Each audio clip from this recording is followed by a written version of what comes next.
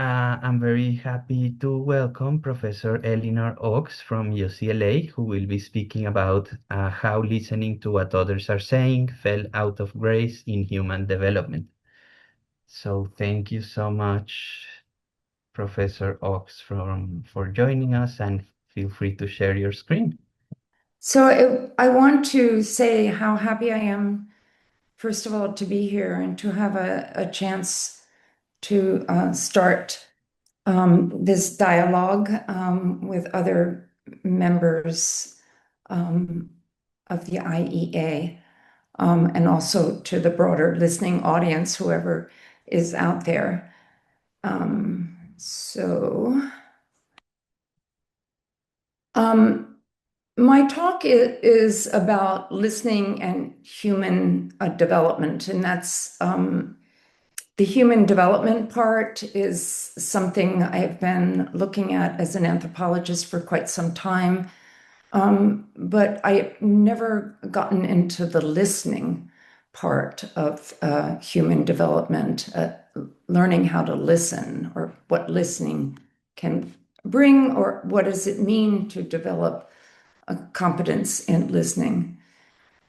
Um, in I'm just starting out with some perhaps platitudes that people already know about, but the world over, when people don't agree, they stop listening. And when they stop listening, they become siloed socially and intellectually and otherwise. And so we can all think that makes common sense.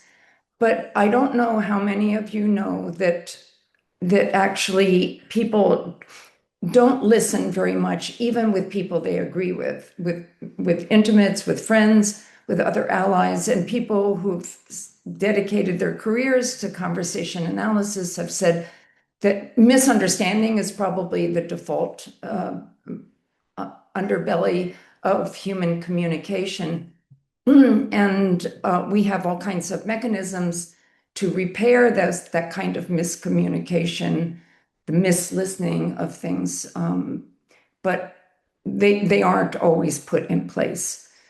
So just with those two very broad generalizations, one might expect that in terms of moral realities and intellectual concerns, that listening to others would be a primary concern in children's development as a path to dialogue, but not only as a path to dialogue, as a path to cooperation, and as a path to learning more broadly.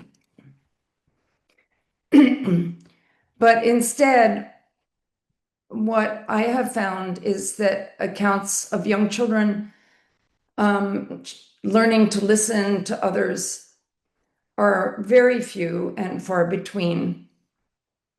And some may think, well, of course, they're going to be very few for one reason, that maybe this is something that happens later in life, and not part of early childhood education, not something that people who do developmental research would be particularly interested in.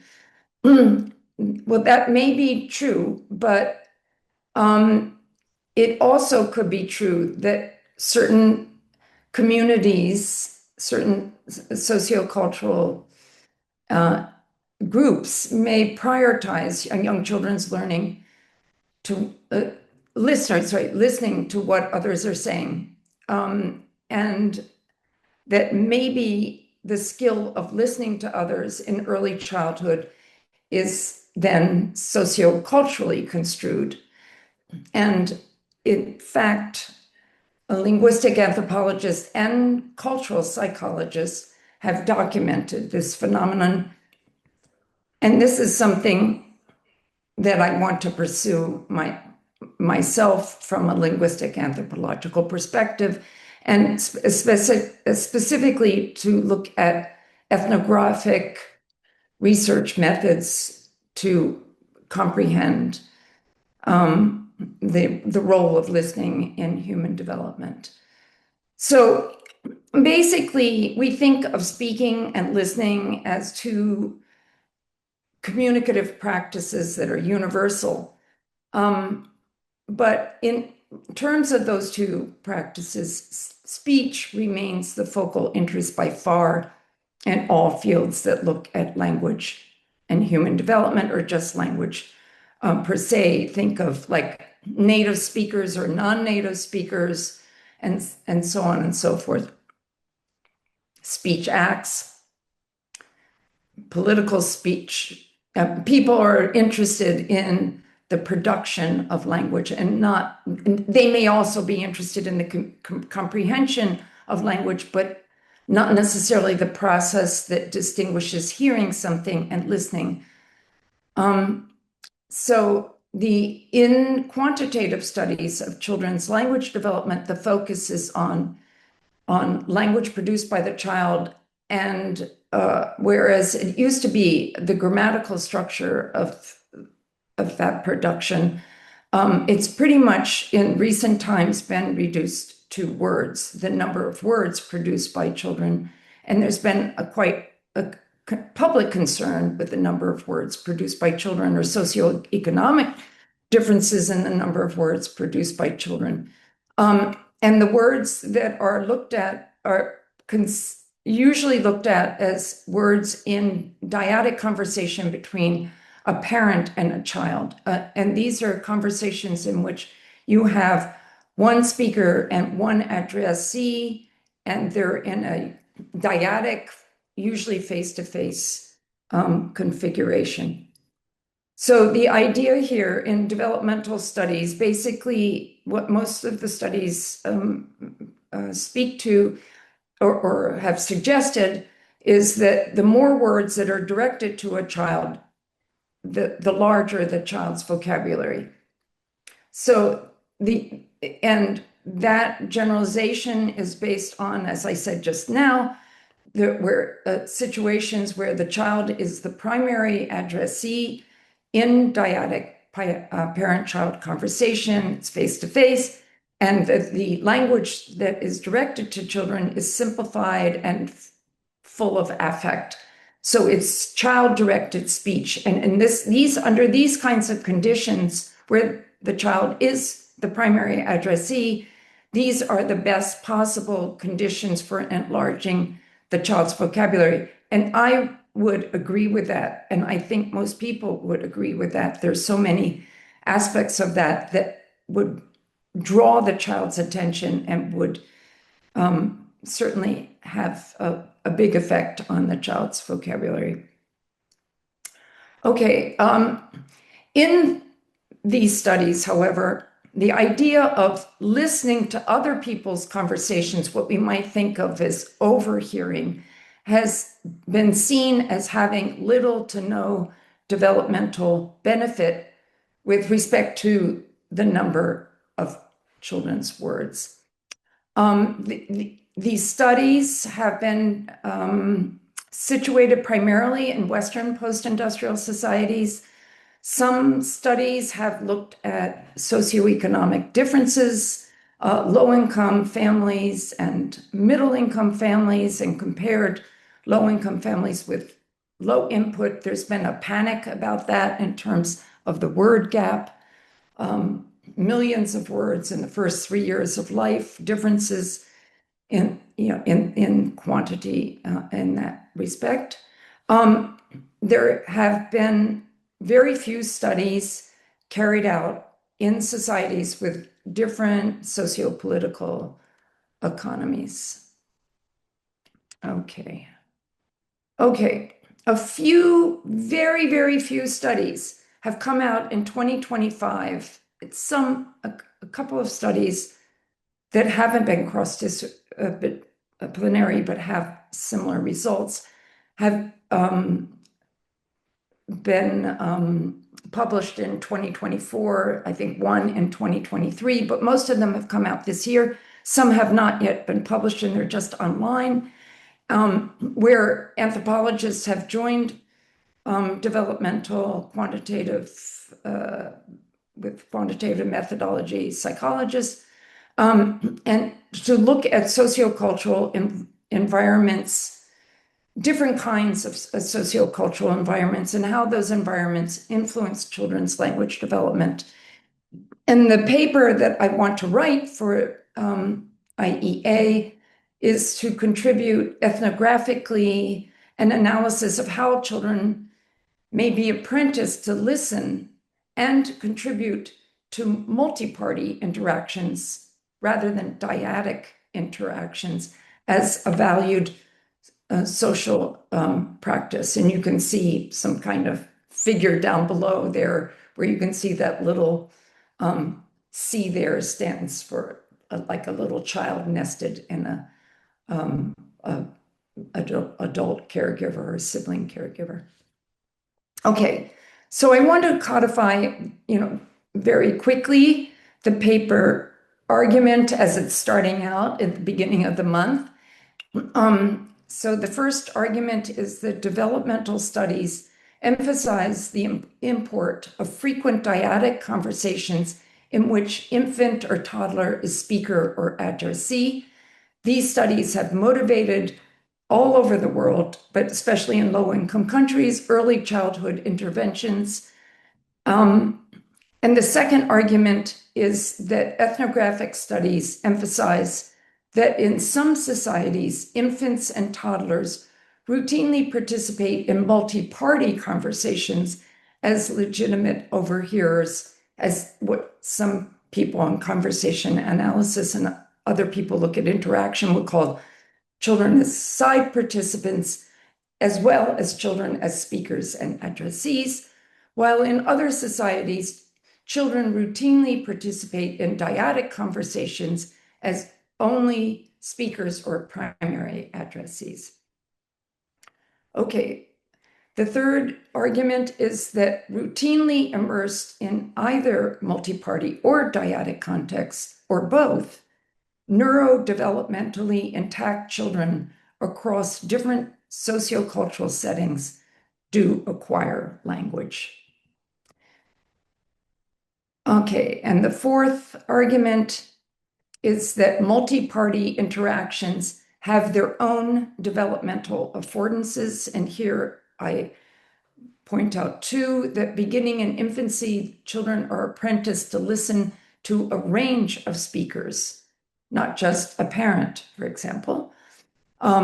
They get exposure to a range of social positions and perspectives, and exposure to a range of language varieties. And secondly, children get an opportunity to speak to a range of speakers.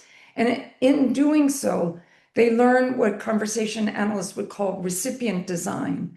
They learn to design their speech for different kinds of addressees, which is important universally. Okay, and the fifth argument that I want to make is that listening skills are augmented in infancy through public-facing, multi-party, corporeal alignments, and also by open built environments.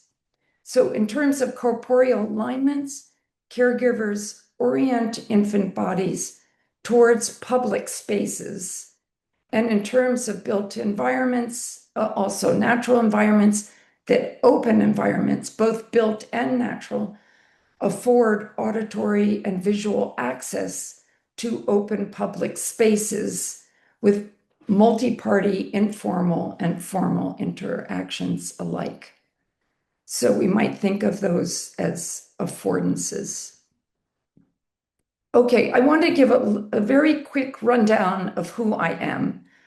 I am a linguistic anthropologist. I combine linguistics and anthropology. My primary method is doing ethnographic fieldwork. I attend to all kinds of ways in which people communicate and how communicating builds social situations and relationships and ways of thinking and feeling and acting. And I do most of my documentation through video and audio recordings, and I pay a lot of very close attention to the communicative life worlds of infants, toddlers, and school-age kids. I'm very influenced by psychological anthropology as well as interactional sociology, the work of Harold Garfinkel, Irving Goffman, Harvey Sachs, and others in that field. And myself, a number of decades ago, with my colleague Bambi Shefflin, I created a subfield called language socialization that when children learn language, acquire language, they acquire not only linguistic competence, but they also acquire competence through language and into language to become linguistically and socioculturally adept through these communicative practices. In other words, they become a person in a community or multiple communities. So I said before, I analyze video and audio recordings to discern children's linguistic, interactional, and broader sociocultural skills in situ. I've done fieldwork in Samoa, and I did that for an entire year in 1978-79, returned in 1981, and in 1988 to a rural Samoan village, took audio and video recordings, mostly audio at first because there was no electricity in the village. Looking at language, a longitudinal study of 6 children's language acquisition from 19 months to 35 months. This was sponsored by the National Science Foundation. In the United States, I've been supported by the National Institute of Child Health Development and author a private foundation, the author Alfred P. Sloan Foundation. In 86 to 89, I looked at social class differences in problem-solving discourse in 20 middle-class and working-class families from the afternoon to the time the children went to bed, focusing on problem-solving. Then at the beginning of, well, actually in late, at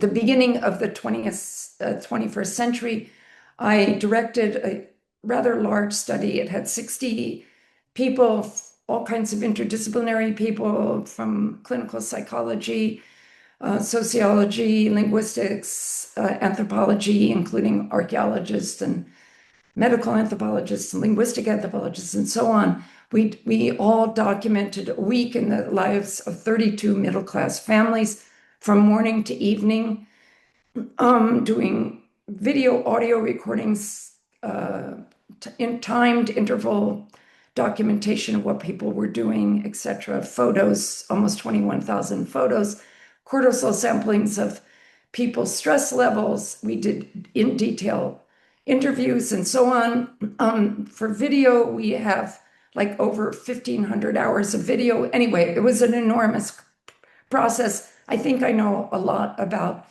the US as well as Samoa. Also in the US, I have since 1997 been looking at the communicative practice of children on the autism spectrum at school and home, including children who are not, who are lightly affected and children who are severely affected. I wanted to base the rest of the time I have here about my early work in Samoa almost 50 years ago to talk about listening. I don't have time to go into the details of Samoan as a language, but just I hope you can see from this just little detail with tiny little details of Samoan language that it's a complicated language. It's an ergative language. It has different markings for transitive and intransitive subjects. It is verb, subject, object, multiple word orders that are less dominant, 2 phonological registers, a respect vocabulary in addition to regular vocabulary. It is very complicated pronoun system. I don't have time to go into right now, but it's complicated. Okay, in terms of caregiver speech to infants, caregivers generally did not accommodate down. It's a hierarchical society. They did not use baby talk. They did not label objects, rarely posed non-answer questions. They soothed infants by rocking, humming, and lullaby, and speech to toddlers transpired in the midst of multi-party interactions. The children in this study, all the children acquired spoken Samoan. There were 1,500 people in the village where I did my fieldwork. They all spoke Samoan perfectly. Older children learned the phonological and lexical register of Samoan literacy and also church Samoan register. Once they got to middle school, they were allowed only to speak in English, and in high school, only to speak in English to prepare for the examinations. I just want to mention here that there is a simplified register in Samoan to speak to foreigners like myself, but not a simplified baby talk register. Okay, I had mentioned before one of the arguments was I was interested in affordances to listening, and one of the first affordances is built environments. In traditional Samoan houses, there are no external walls and no internal walls. It's open-sided with shades made out of coconut leaf mats that can go up or down. The interior space is entirely open unless people have built something separate. Foods are prepared in an open cookhouse. Houses are clustered in family compounds. They're all open, and they're built close to the main road, so you have access to talk on the main road. There are a lot of simultaneous interactions that go on inside and outside of the house, and people are very comfortable listening to all those interactions at once. My transcripts look like orchestra scores, and people could transcribe overlap speech perfectly. There are also colonial European-style houses that are walled and they're rectangular instead of being oval or round, and they're more private, and they have louver glass windows. They're have much less audible access to public interactions, and they're often built as prestige houses to put on family compounds, but are not houses that people like to live in because it's close to the equator and they're very hot. Okay, here is let me just show you. You can see here the Samoan houses, open-ended, and a Palangi house, a foreigner house. Okay, so I mentioned that it's hierarchical, a hierarchical community. There are titled people and untitled people. Within titled people, there are high chiefs and orators, caregivers. There are adult caregivers and sibling caregivers, and that's hierarchical as well between adults and siblings. There is a respect vocabulary, as I mentioned before, but I just wanted to say also that the actual word for respect is composed of the prefix make, and which is fa'a, and then the morpheme alo alo, which means face. To respect is to actually face out towards the other person. Okay, now here are some corporeal affordances in this community with respect to younger children and older children. Younger children, infants especially, are nested inside a sibling or an adult caregiver to face outward toward the community, the public space. And I think this has maybe phenomenological consequences that need to be explored, but nonetheless, just sitting there looking outward, seated in the front of somebody, on the back of someone, alongside, like side by side with someone, on the hip of someone. They're all facing the community in the midst, or they may be also seated in the midst of other people in the same direction that other people are sitting to join in the activity. So a lot of it is kind of vaguely at a distance, perhaps face to face, but not face to face in the sense of a kind of intimate face to face, like a caregiver face to face, as would be in a kind of post-industrial society in a nuclear family. Older children also are expected to sit in those positions, but they're also not like they should not show the bottoms of their feet. They should sit cross-legged, and they should also observe, in addition to looking at people inside the house, they should observe people on the road and elsewhere in the family compound by looking out at the edge of the house. Their tasks are to be active, they're to be mobile. The older children, to collect and carry and serve food, to run errands, caregiving I mentioned a lot of times, and to be messengers to high status people. Okay, here are some infant facing video here.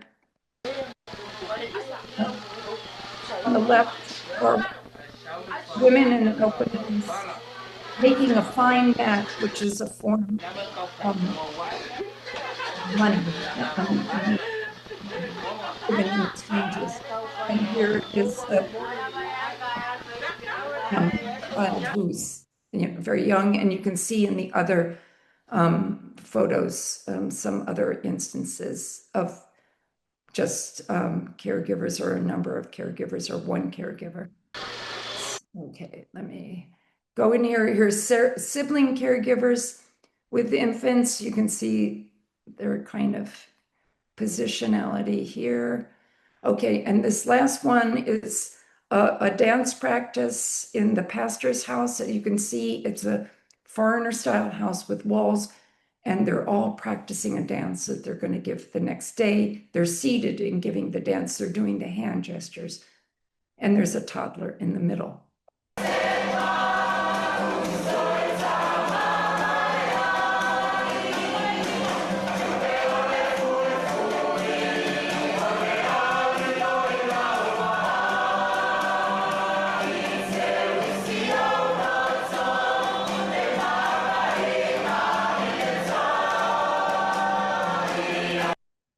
Okay, I want to mention here that all these photographs and the filming and research was done by my spouse, Alessandro Duranti, and you may have seen him hanging around here. I mean, he is here alongside me. Okay. Okay, so I want to say what really fascinates me 5 decades later. Tell me when I'm running out of time here, but Yes, I'm I'm sorry, interested. Elinor. Yes, that's 25 minutes for you to know. Okay, okay. Yeah.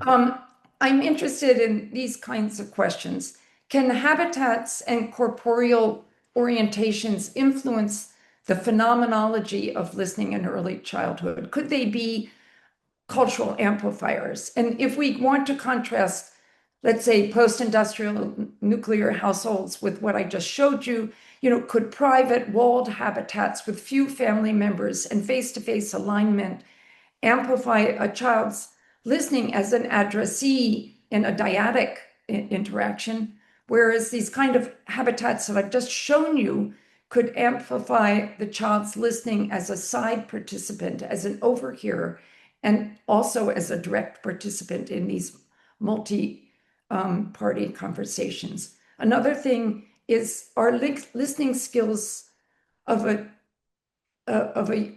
young children related to the family as an economic unit.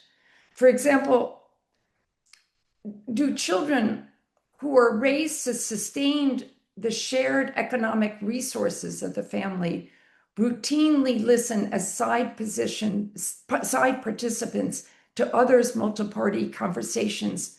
And in contrast, do children who are raised to generate independent economic resources routinely listen as primary participants in child-centered dyadic parent-child interactions? That is to say, children who are raised to continue the generational continuity of family properties have an investment in listening, and the people who are there, who are adults and older siblings, have an investment to have the child listening. And that could be a rationale for positioning the child the way they do. Whereas in neoliberal middle-class families, at least in the United States, where children are raised to be individualistic, where inheritance rights were, like in Western Europe, were abolished long before the Industrial Revolution, there's this legacy of independently making your own living early in life. And in those kinds of conversations, there's a lot of focus on the expectations of a child to be independent very early, and a lot of rush and intensity about children's development. That is just two different things. I've just said it very, very quickly, but I hope you can get a sense of the kinds of factors that I'm interested in the experience of listening in early childhood. I haven't talked about the affordances of this listening, but all these different aspects that I've mentioned, public and private environments, corporeal alignments, multi-party versus dyadic conversations, and domestic economies, I think all have a hand in listening, and that developmental studies may be attending to a fraction of the possibilities for environments and affordances of listening. Thanks very much. Thank you so much. I'm going to stop my sharing. Wonderful. We have a few minutes for questions. I see Sadi's hand up.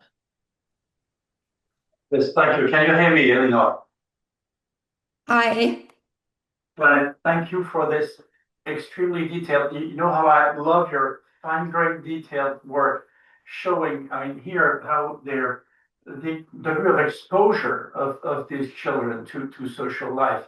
And it made me think of the notion of habitus. And I was wondering if they're just learning to listen and to speak, or if they're learning a habitus, I mean, the way to behave and how we should be doing down here, respecting, the hierarchy and the social positions, and they learn all the cues, social cues, at the same time as they learn language, right?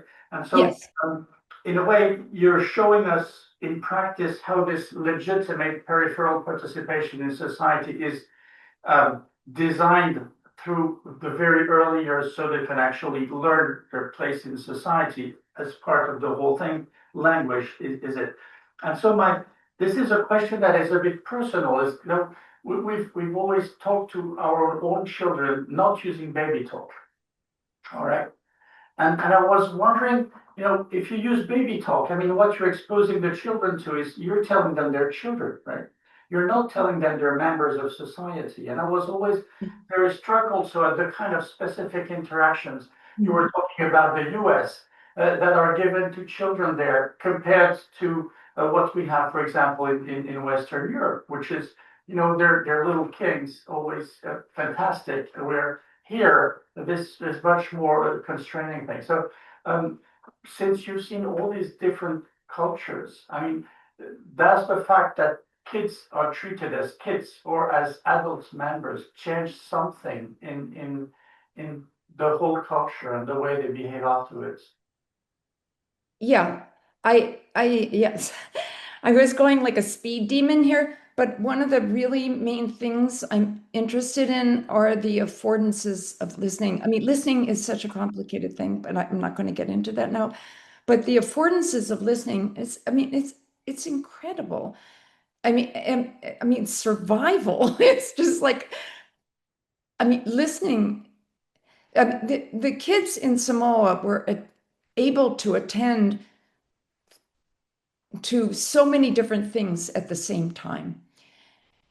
People, when the kids are placed in the middle of some conversation, people are doing things like I showed you, those women weaving, but but people are also doing agricultural activities. They're doing all kinds of activities, and they're talking about activities, and they're talking about all kinds of other important information. And so the affordances go far beyond learning a phonological register or, the word order possibilities, or or showing respect even.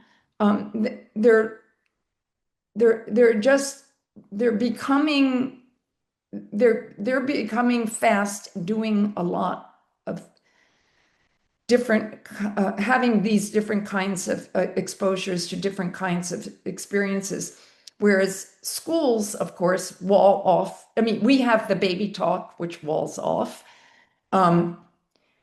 We have Western schools, which wall off, children. And cultural psychologists, of course, have studied this for a long time. Barbara Rogoff, some of you may have heard of her, and a lot of other cultural psychologists do talk about these kinds of different ways of learning through participating.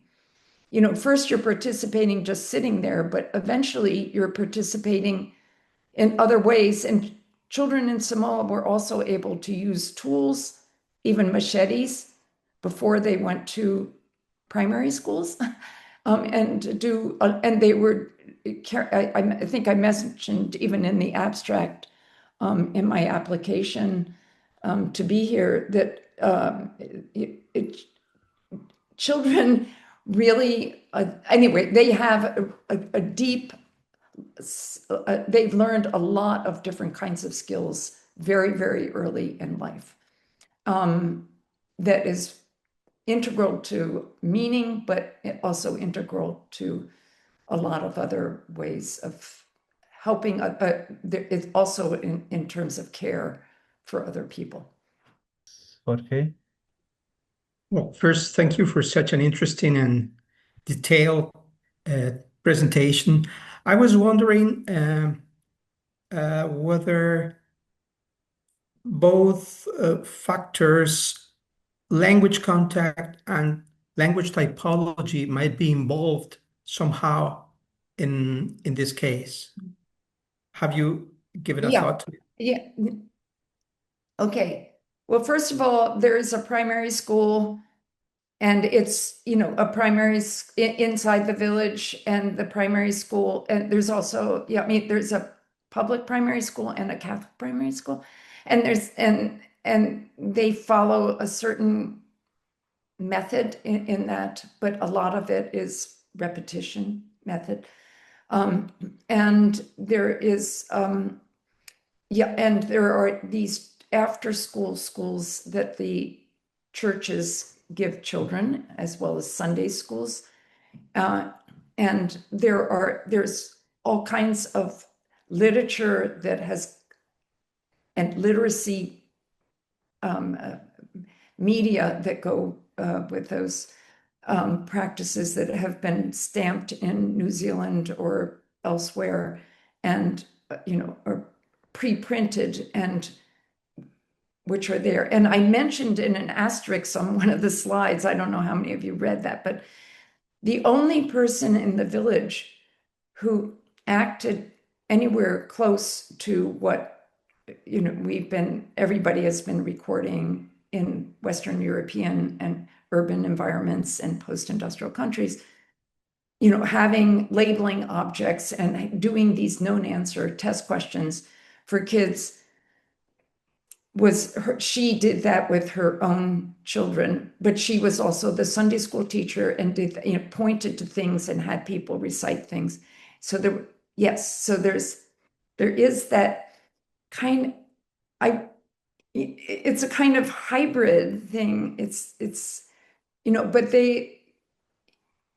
and the other women may say, like, who went on the cross, who did this, or something like that, like maybe once or twice in all the recordings, but it wasn't like the habitus of the community to do that,